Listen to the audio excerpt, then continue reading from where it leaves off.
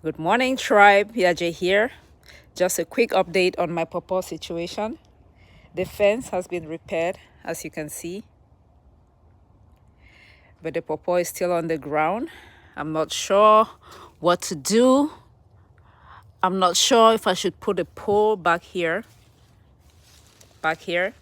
and then tie the pawpaw to the pole and lift it up or not.